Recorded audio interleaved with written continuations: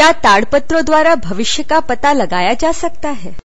भाग्य भी केवल आपका या हमारा नहीं, बल्कि पृथ्वी पर रह रहे सभी मनुष्यों का।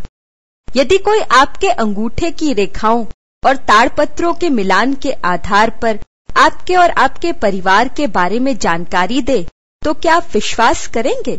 शायद नहीं, लेकिन नाड़ी ज्योतिष धाम का दावा है कि यह संभव है।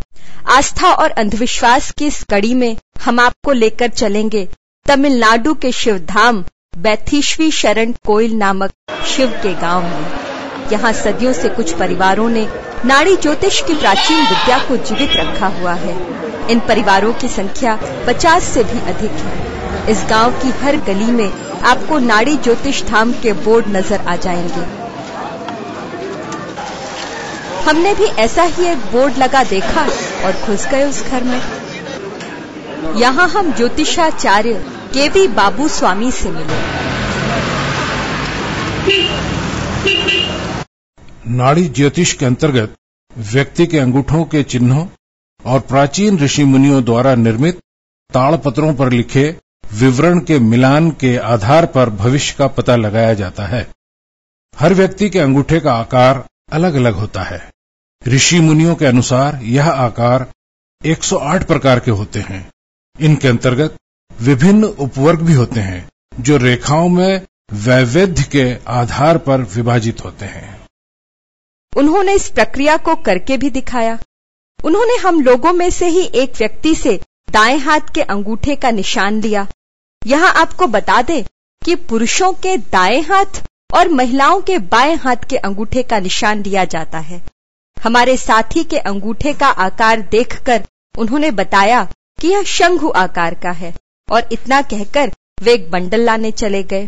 थोड़ी देर बाद वह बंडल लेकर वापस लौटे और हमारे साथी को कुछ प्रश्नों के हाँ या नहीं में उत्तर देने के लिए कहा।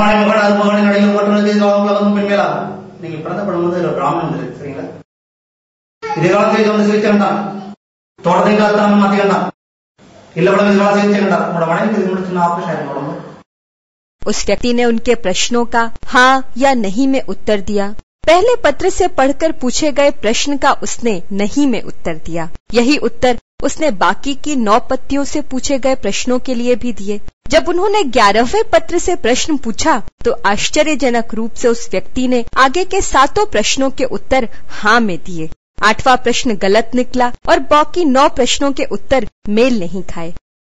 इसके बाद वह दूसरा बंडल लेने गए और खाली हाथ लौटे। उन्होंने कहा कि आज उनका दिन नहीं है और हमें भविष्य जानने के लिए किसी और दिन आना पड़ेगा। उन्होंने कहा कि जब आप केवल अपना भाग्य जानने के इरादे से आएंगे तभी आप अपना भविष्य जान सकेंगे। यह बहुत कम लोगों के साथ ही संभव होता है।